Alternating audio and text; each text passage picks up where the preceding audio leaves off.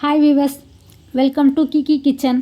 இன்றைக்கி நம்ம வீடியோவில் முட்டை குழம்பு நல்லா ருசியாக டேஸ்ட்டு நம்ம எப்படி செய்யறதுங்கிறத பற்றின டிப்ஸ் எல்லாமே சொல்லியிருக்கோம். இதெல்லாம் ஃபாலோ பண்ணி நீங்களுமே உங்கள் வீட்டில் முட்டை குழம்பு செஞ்சு பாருங்கள். வாங்க இப்போ வீடியோக்குள்ளே போகலாம். இப்போ நம்ம நல்லா தண்ணியில் முட்டையை போட்டு வேக வச்சு எடுத்துக்கலாம். இது கூட நம்ம ஒரு ஸ்பூன் அளவு உப்பும் ஒரு ஸ்பூன் அளவு எண்ணெயும் போட்டு நம்ம வேக வச்சு எடுக்கும்போது முட்டை உடையாமல் நல்லா டேஸ்ட்டாக நமக்கு கிடைக்கும். கடாய் வச்சுப்போம். நல்லா கடாயில் வச்சுட்டு எண்ணெய் நம்ம ஊற்றி எடுத்துக்கலாம்.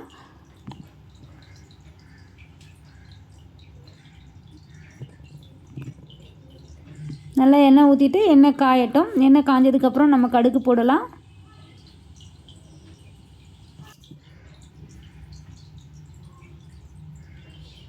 இப்போ நமக்கு எண்ணெய் நல்லா காஞ்சி கிடச்சிச்சு. கடுகு போட்டு எடுத்துக்கலாம். இது கூட நம்ம கடுகு, சீரகம் இதெல்லாம் நம்ம ஆட் பண்ணிக்கலாம். கருவேப்பிலையும் நம்ம இந்த எண்ணெயிலே போட்டு பொரித்து எடுத்தோம். நல்லா அரோமா டேஸ்ட் உங்களுக்கு கிடைக்கும். இப்போ வெங்காயம் ஆட் பண்ணிக்கலாம். வெங்காயம் சேர்த்து நல்லா கோல்டன் ப்ரௌன் வர வரலும் நல்லா வதக்கி எடுத்துப்போம்.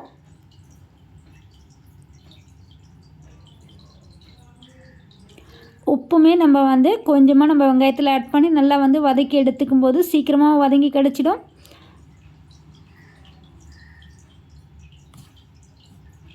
தக்காளி ஆட் பண்ணிப்போம். நல்லா வெங்காயம் வதங்கணும். தக்காளி நம்ம ஆட் பண்ணிக்கலாம். தக்காளி நல்லா மசியை நம்ம வதக்கி எடுத்துக்கணும். அது ரொம்ப முக்கியமான விஷயம். பூண்டுமே நம்ம எண்ணெயிலே நல்லா தட்டி எடுத்து போட்டுப்போம். இடிக்கல்லில் நல்லா தட்டி எடுத்து எண்ணெயிலே நல்லா வதக்கும் பொழுது ரொம்ப நல்லா டேஸ்ட்டாக உங்களுக்கு குழம்புக்கு கூட்டி கொடுக்கும்.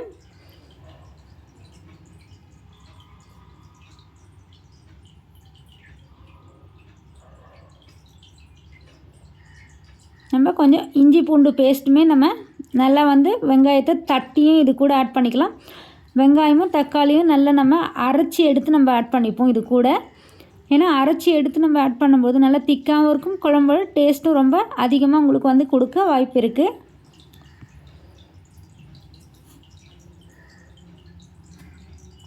இப்போ பாருங்கள், நல்லா வெங்காயம் தக்காளி ரெண்டுமே ஆட் ஆகி பூண்டு கூட நல்ல ஸ்மெல்லுமே நல்லா அரோமா டேஸ்ட் அதிகமாக இருக்குது. நல்லா வதக்கிட்டே இருப்போம்.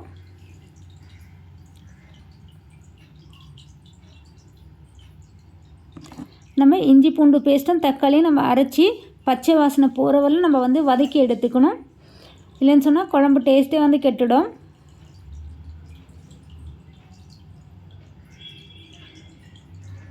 முட்டை எப்போவுமே நம்ம 8 to 10 மினிட்ஸை நம்ம வேக வச்சு எடுத்துக்கிறோம். அதில் உப்பும் எண்ணெயும் நம்ம ஆட் பண்ணி நம்ம வேக வச்சு எடுத்துக்கும்போது அது உடையாமல் உங்களுக்கு நல்லா முழுசாக நமக்கு கிடைக்கிறதுக்கு வாய்ப்பு இருக்குது.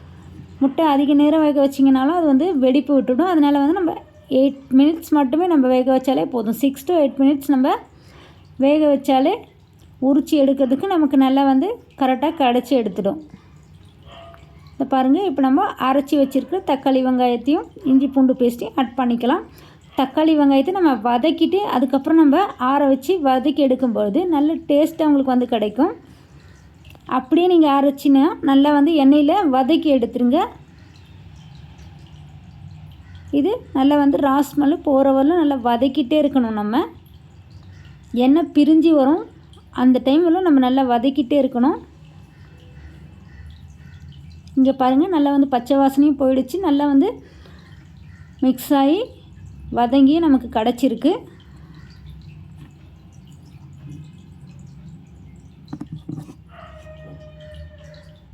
நல்லா நம்ம கலரி விட்டுட்டே இருக்கணும். அடி பிடிக்காமல் நல்லா கலரி விட்டுட்டு இருக்கணும். கொஞ்சம் எண்ணெயும் நம்ம ஆட் பண்ணிவிட்டு நல்லா வதக்கி எடுத்துக்கலாம்.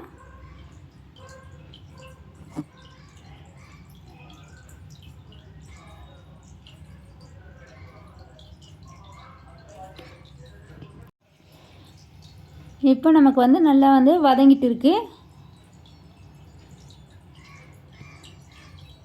தக்காளி ரொம்ப அதிகமாகிடுச்சின்னு சொன்னால் குழம்பு ரொம்ப புளிப்பாயிடும். அதனால் வெங்காயத்தோட அளவை விட தக்காளியோட அளவு கொஞ்சம் நம்ம கம்மியாகவே ஆட் பண்ணிப்போம்.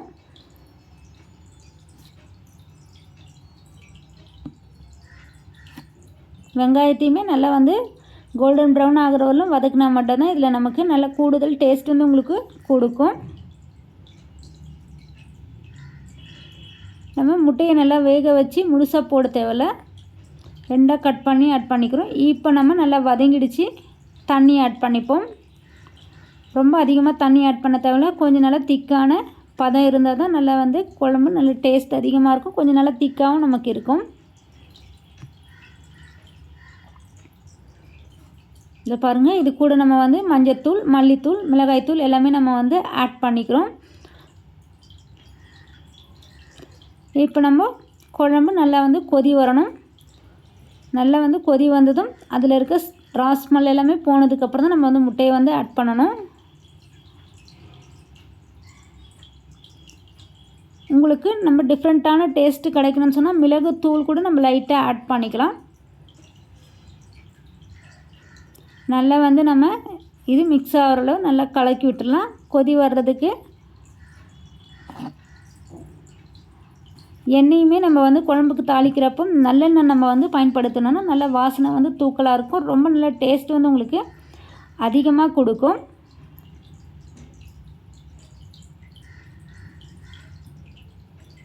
இப்போ நம்ம கொஞ்சம் நேரம் நல்லா நம்ம வந்து மூடி வச்சிடலாம். மூடி வச்சிட்டோன்னா சீக்கிரமாகவே வந்து அது வந்து உங்களுக்கு நல்லா வந்து வெந்து கிடச்சிடும். நல்லா வந்து கொதி வரும் இல்லைங்களா, கொதி வந்ததுக்கப்புறம் தான் நம்ம வந்து முட்டையை ஆட் பண்ணணும். இங்கே பாருங்கள், கொஞ்ச நேரத்துலேயே நமக்கு நல்லா வந்து கொதி வந்துடுச்சு. இப்போ நம்ம 2ஆக கட் பண்ணி வச்சுருக்க முட்டையெல்லாம் ஆட் பண்ணிடலாம். நம்ம கொஞ்சம் லோ ஃப்ளேம் இல்லைனா மீடியம் ஃப்ளேமில் வச்சுட்டு ஆட் பண்ணுவோம். இல்லைன்னு சொன்னால் முட்டையில் இருக்கிற மஞ்சக்கரு எல்லாமே ஃபுல்லாக உடம்புல கலந்துரும் இல்லையா, அது நல்லா இருக்காது. அதனால் நம்ம வந்து மீடியம் ஃப்ளேமில் வச்சுட்டு முட்டையை வந்து இதில் ஆட் பண்ணலாம். கடைசியாக நம்ம கொஞ்சமாக வந்து கரம் மசாலா நம்ம வந்து தூவும்பொழுது நல்ல ஒரு டேஸ்ட் இருக்கும். இது நல்லா சுட சுட நம்ம சாதம், சப்பாத்தி, தோசை எல்லாத்துக்குமே ரொம்ப நல்ல டேஸ்ட்டான காம்போவாக இருக்கும். இங்கே பாருங்கள், இப்போ நம்ம வந்து நல்லா வந்து ஒன்றுத்தோட ஒன்று குழம்புல கலக்காத அளவில் முட்டையை நல்லா வந்து 2ஆக கட் பண்ணி மெதுவாக இதில் ஆட் பண்ணியிருக்கோம். இப்போ நம்ம டேஸ்ட்டாக வந்து கொஞ்ச நேரம் கொதிக்க வச்சாலே போதுங்க, ரொம்ப நல்ல டேஸ்ட்டாக வந்து முட்டை குழம்பு நமக்கு வந்து ரெடி ஆகிடுச்சு. நீங்களுமே உங்கள் வீட்டில் வந்து ட்ரை பண்ணி பாருங்கள்.